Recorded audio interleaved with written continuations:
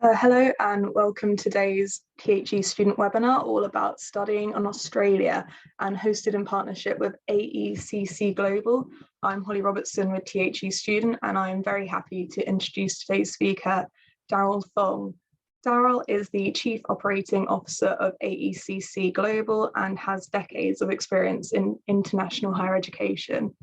We know that universities in Australia are eager to welcome international students back to their campuses, and Daryl is here today to talk about why it's such a great time to consider studying in Australia. If you have questions for Daryl, please submit them using the Q&A function, and we will try to get to as many of them as we can by the end of the session. Over to you, Daryl. Thank you, Holly. Let me just share my screen.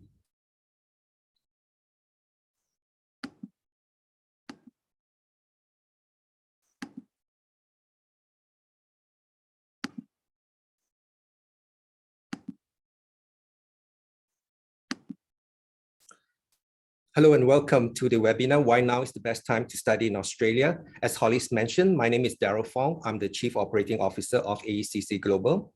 Now, before I start today's session, I'd like to take some time to explain or share with you why working with AECC Global and what AECC Global can do for you.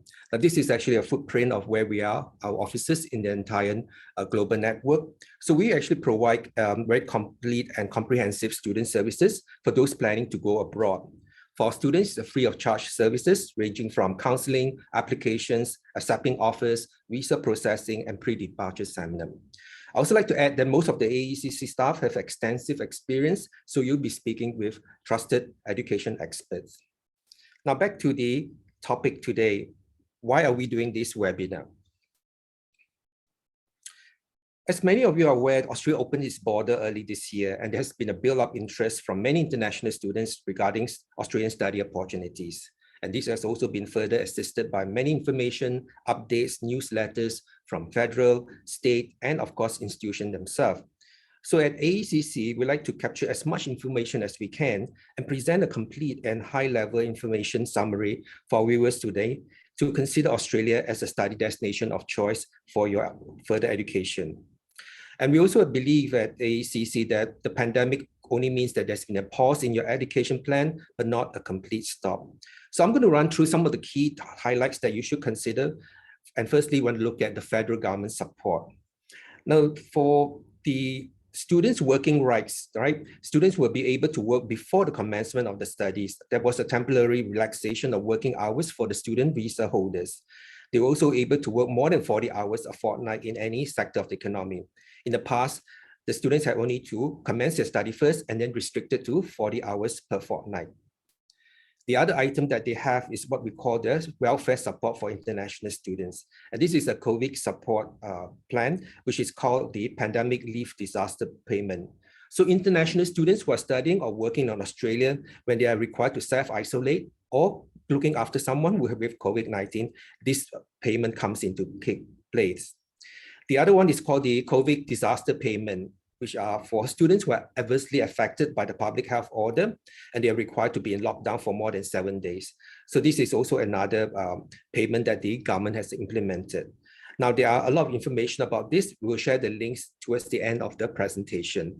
So that's from the federal government side. What about the state government, all right? In addition to that, all right, various state governments have also provided what they call resilient funds to support students. For example, in Western Australia, New South Wales, and Queensland, the online support for international students. And these supports also include employment-related information, visa, accommodation. And I'd like to elaborate a bit about it towards the end. Now, various governments have also implemented what we call student concession for public transport. So students are entitled to a 50% discount, same as what their domestic students are paying. And this is in Queensland itself. Now, there's a whole range of universities of financial support offered by the institution. This includes what you call student loans, emergency vouchers, financial bursaries to support the welfare and the students and those of them who encounter financial difficulties. Now, next, I'd like to talk a bit about the programs. All right, what has Australia been doing the last 2 years or so during the lockdown? So what are the most popular programs in the recent July intake? In fact, the intake has just started last month, this month actually, what we call the semester 2 intake. Now, other than the usual business, commerce, engineering, IT, computer science programs, many institutions inform me that the applications are in high demand are in social sciences, medical science, health science, and allied health science program. And these obviously includes psychology, social sciences, counseling, mental health, public health awareness. Other courses like radio diagnostic, medical imaging, and also allied health sciences such as physiotherapy, occupational therapy, and speech therapy, and also geriatric care. And these are obviously, in demand, and they are in what we call the growth demand phase. Now, when it comes to future-ready programs, as you know, many countries' government departments have also a list of what they call future-ready manpower planning programs to help the countries to rebuild its economy. And these usually include a list of programs such as data science, data analytics, artificial intelligence, AI, blockchain, and sustainability areas. Hospitality and tourism management are obvious inclusion to drive economic and recreational activities. Now, there were many new degrees in sustainability to reduce carbon footprint, and a recent survey shows that many students are looking for institutions with a social and economical ranking, environmental ranking, and a conscious mind. Now, media and communications have also attracted employers, like the recent University of Sydney double masters, quite a mouthful, a Master of Digital Communication and Culture, and a Master of Media Practice, which is getting popular. But that also brings me to your attention about a suite of double master's degree, which are offered at Monash, Australian National University, Macquarie Universities. They have an exciting suite of double master degrees combining commerce degrees with data analytics. So there's quite a lot of new programs that students can look forward to if you look at the website or the prospectus of the institutions. But these days, it's good to actually differentiate yourself, but I think it's not good enough. So like institutions like Victoria University, they have to stay distinctive. So they have revamped their teaching philosophy by having what we call block model teaching, whereby students study a particular subject at a time and then move on to the next, rather than the usual, you study 4 units at a time in a semester. Now, what about facilities? Now, in terms of facilities and in terms of welcoming students back to campus, many institutions actually took the last 2 years during the pandemic to review and rebuild both teaching and student support facilities. And many of them are very proud to showcase these facilities when you arrive at their campus. And also the other thing that you should take note of is the recent ranking exercise. Many Australian institutions did exceptionally well, not only in subjects ranking, but also in the under 50 category. As you know, quite a number of the institutions in Australia are relatively new.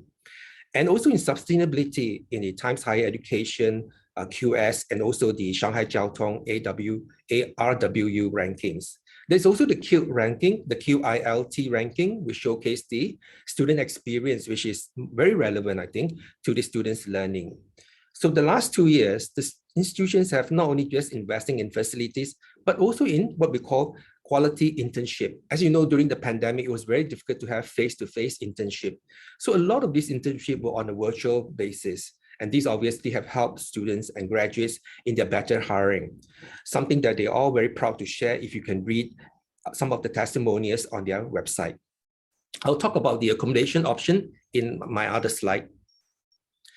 Now, next, I want to talk about money. And obviously, the 2 biggest funds or budget considerations are the tuition fees and the cost of living, all right, which the accommodation takes a big chunk of the budgeting. Now, to offset these tuition fees, very often students like to know about scholarships.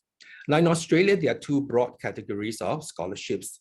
There are what we call the government awards, which are the Australian awards. Now, these are funded by the various Australian government departments, and they're mostly for courses which improve knowledge, development, and contribution to Australia and the neighboring countries.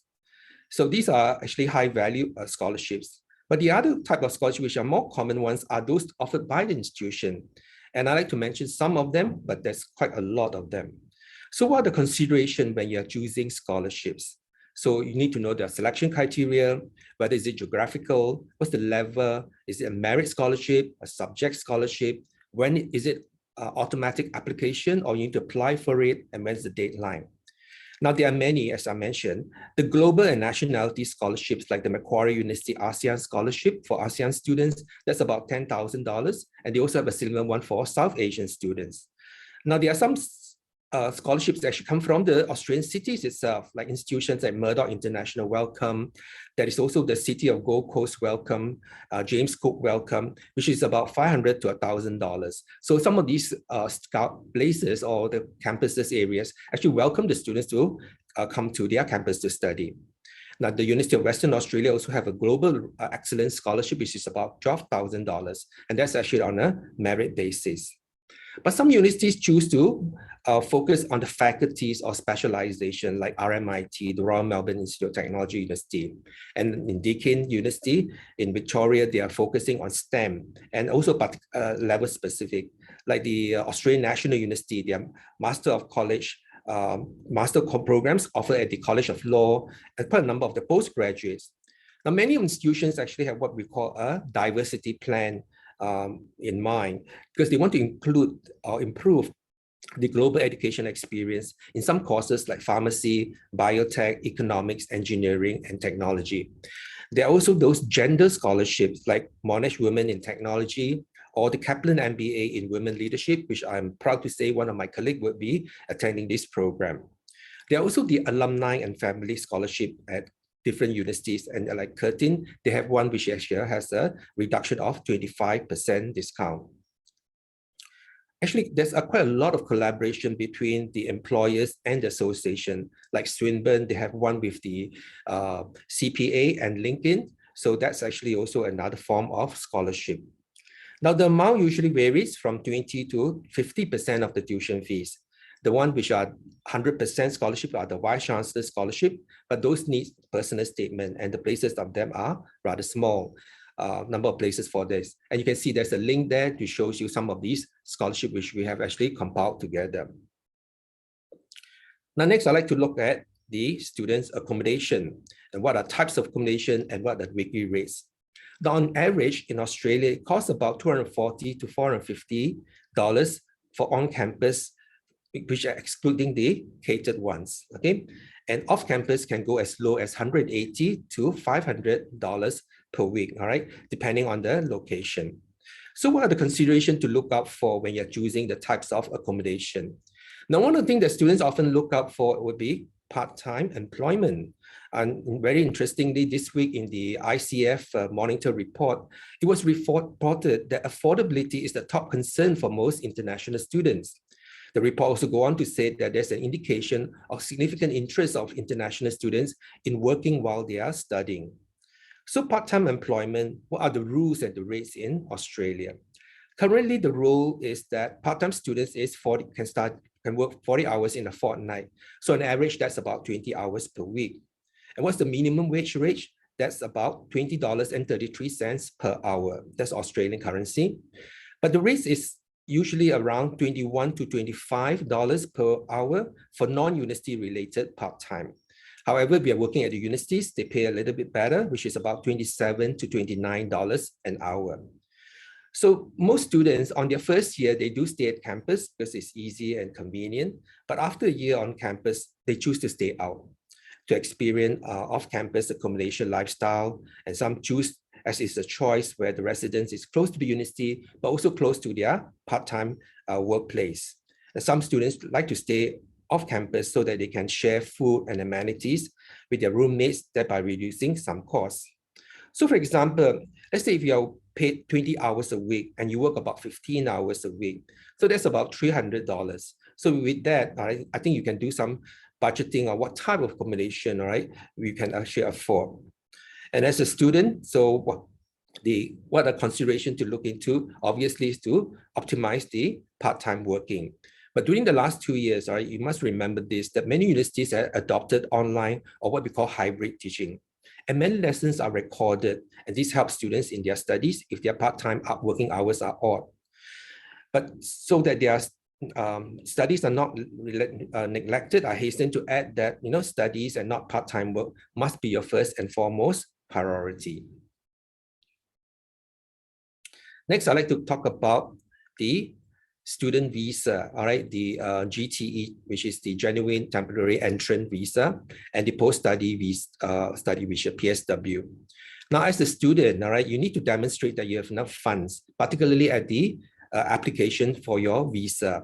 So in quoting the living cost and travel amount, the guide is 21,000 Australian per year and $4,000 for your travel costs. Now, another reason why it is the best time to study in Australia is the opportunity to stay back in Australia with the changes of the post-PSW rights and advantage for regional cities. Now, previously, as you know, after a bachelor's degree, most graduates can stay back for 2 years, all right? For a master's, regardless whether you're doing a coursework or research, it was 3 years, respectively. However, if you choose to study at places like Perth, where there are 4 universities like Curtin, Edith Cowan, University of Western Australia, Murdoch, all right, Hobart, all right, where the University of Tasmania is, Geelong, where Deakin University is, Adelaide, where the University of Adelaide, University of South Australia, Flinders, Gold Coast, where obviously the Griffith University Health Science Precinct is there, and of course the Bond University. The Sunshine Coast, where the University of Sunshine Coast, Newcastle, where Newcastle and Wollongong, where the University of Wollongong are there. So if you study at these places, you get an extra year. So making your bachelor degree benefiting from 2 up to 3 years, and the master's degrees 3 to 4 years. Now, on top of that, there is also a new list of what we call regional cities or regional areas, which are now available. And what it means is that you can add on another year. So that's going to extend your stay back, all right, in Australia to look for a job. But the last list, all right, you got to check, because there are campuses where some of these campuses don't take in international students, but do consult your AECC counselors for advice on that. So if I may say, all right, this is my last slide. I like to say and emphasize that the year 2022 onwards, all right, it's truly a good time to study in Australia. Other than the scholarships, many federal, state governments and institutions, they themselves are constantly reviewing policies to welcome you back. So on that note, I've come to the end of my presentation, and I wonder if there are any questions that you have, would you like to clarify? And I can pass the session back to Holly. Hi, Daryl. Oh, there you go. One question that we do have is, in a nutshell, why would you consider now the best time to study in Australia? Well, I personally studied in Australia, so I can speak from first-hand experience. I think that if you look at Australia, these days, people don't say study in Australia. They will say study in Adelaide, study in Perth, study in Melbourne, and so on. And I guess, you know, people are getting more aware of the city and the place. The lifestyle there is wonderful. The climate, all right, they don't have extreme climates as in other parts, other study destination. People are friendly. The food, the restaurants, they're all very accessible, and all sort of, regardless which country you're coming from, you know, you won't have a problem settling in. And there's such a huge population of international students where there is a lot of strong support. If you look at some of the universities, Holly, in terms of the welfare officers, counseling, there's quite a large team, all right, supporting the different, you know, nationality group and also the different type of problems that students work. One thing I really like about working in this industry is also the people working at the universities, because a lot of them actually studied overseas as well. So they know and understand, you know, the expectations and the challenges that they will face when coming across, you know, to do the education. So I think Australia is very well placed, ideally for education experience, not only for the education experience, but for the livelihood experience. Sounds great. Another one we've just got coming in is, when is the general application window ending, or is it an open rolling application? Very good question. In fact, if I were to tell you for this July intake, because there's such a huge, you know, build-up of applications coming in, only about 20+% of the students actually make it through July intake, because the visa processing took a lot of time. But in other universities, I did ask them, they say about 45% of the students who actually got offers make it through the visa. So which goes to show that those students, or those institutions that have a semester 3, which is the October intake, actually is very well placed. But having said all this, you need to know that the government has actually started, in fact, they have already started a while ago, to put in resources to help to so-called diffuse the build up, all right, on the application. So I would say, all right, usually you would apply at least, 3 months, 2 to 3 months ahead before term starts. So as you know, Australia has got 2 main intake, one in March, one in July, all right? So you don't want to wait, let's say you missed the July intake this year. So you don't want to wait for another 9 months, right, to go study in March. There is also the October intake, which this is the best time to apply for that. But not every university have got a semester 3 intake, which is the October intake. But quite a lot of the universities are actually adopting to it now. Perfect. Another question we have is, what are resources available to students interested in applying to Australian universities?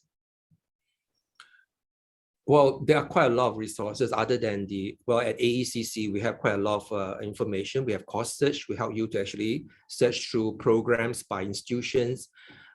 We also have got information, which is what we call a student assessment, where you can actually find out what courses suits you, because some students, well, it's a very common question when you ask an 18-year-old what they want to study. A lot of them say they don't know. So this assessment portal that we have actually helps students to navigate through their interests and find what are the courses they can do. So I think those are the two resources that we have at the initial stage of the application. Of course, we also have the course a student app, which actually help the students to apply as they go through the process. But I think more importantly, I think it's good to actually talk to counselors, because you get a first-hand experience, all right? Because at AECC, every student is, treated as a unique student, and we want to give you a personal attention, because going abroad, all right, is a big decision. So those are some of the things that are available. But on some of the more generic information like visa, scholarships, we have a lot of links that we are sharing here, which you can actually look through. But I must say that a lot of information are constantly being updated.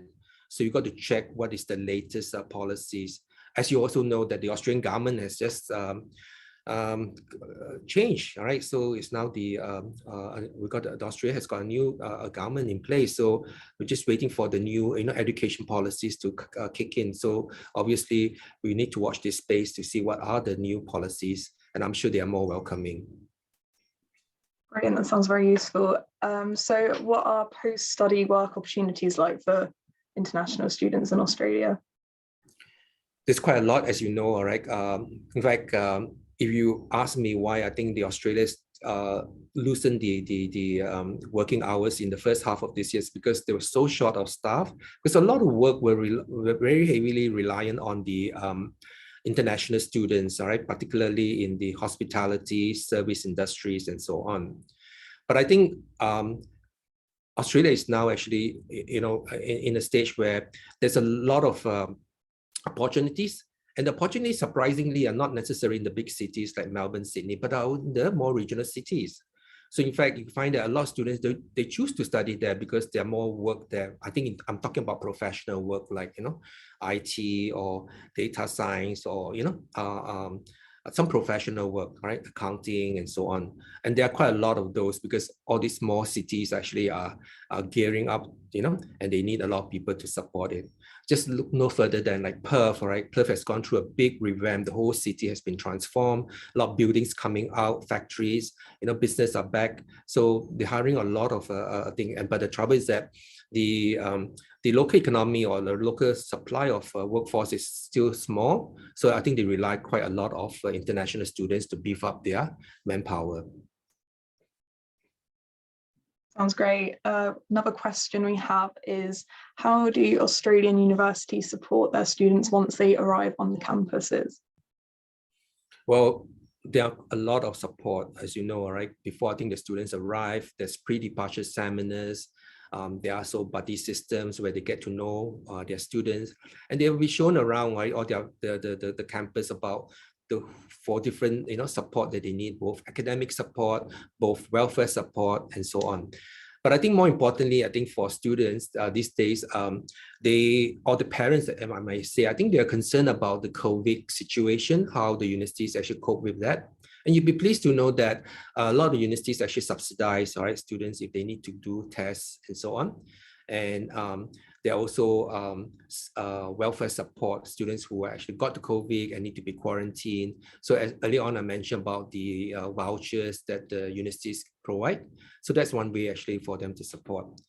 Now, if you ask me also, right, early on, maybe last year, a lot of parents were very hesitant of sending their kids across because the cases in Australia were quite large. But then when we surveyed the students lately, just maybe early or late last year, a lot of parents actually think otherwise because they felt that the facilities, the medical facilities in Australia are very good. So they feel very reassured that, the students are well looked after.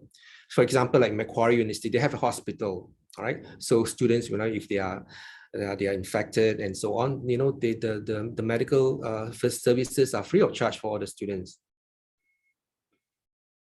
Great, thank you.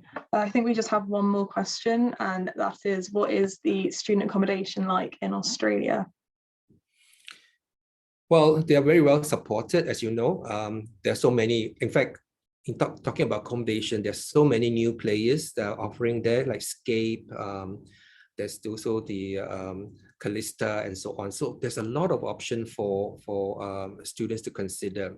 The pricing is actually quite affordable because depending on some places, because they're close to the institutions, especially in the big cities, they can be a bit pricey, but they're very clean and very safe. So things they're actually looking good.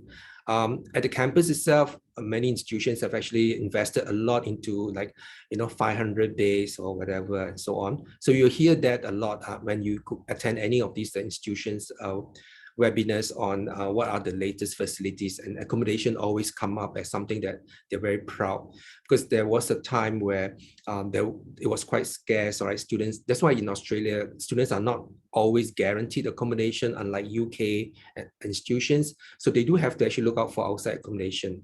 But more and more institutions are moving towards guaranteed accommodation when they first arrive. So which goes to show that there are quite a lot of options for them to consider. Awesome. We just have one quick question come in. Are there certain exams that are specific to Australian universities, like SATs or BMATs elsewhere? You're talking about SATs, is it? SATs, yeah. Yeah. Well, Australia hasn't actually moved away from what we call normal testing, which means that they still look at exam scores and so on. But in the case of some universities, they are looking at, say, for example, if you have an American student, you have done SATs, they will obviously look at that. But some students who have done, let's say, A-levels, but they also done SATs and so on. So they may use that to supplement their application. But there are case-to-case situation. Again, it varies across institutions, but they haven't actually moved towards what the American institutions are doing, where some institutions are not just looking at normal testings. So they just look at the recommendation letters from their supervisors and so on. But SATs still look at now. Most of the institutions, particularly the universities in New South Wales, they do look at SATs as part of the assessment, especially if you have done the American education system. I think we just had one quick question coming in. Someone who's an engineering student in their final year of undergraduate, would you consider engineering a great topic to study in Australian university? Oh, definitely. In Australia, I think they're very proud of their engineering degrees. I'm sure you've heard of the group of 8 universities, but in Australia, there's a group of 10 universities. So they are very well known for their engineering programs. So not only they are recognized in Australia, in fact, most of the Commonwealth countries, they're very highly regarded. And a lot of the graduates, I must say, all right, do get very good jobs when they start working, getting out to the workforce. One of the reasons I think is because of the internship that engineering students benefit a lot from. And that's quite a lot of all sort of engineering, right, organization going on as the country rebuilt itself. Great, thank you very much. I don't know if we have any more questions coming in, but I'd like to thank you very much for being here today and sharing your really great insights to what it's like to study in Australia. I'd like to just say thank you for everyone watching and to keep an eye out for any THE student events. So thank you. Thank you very much. Thank you for your attendance and your attention.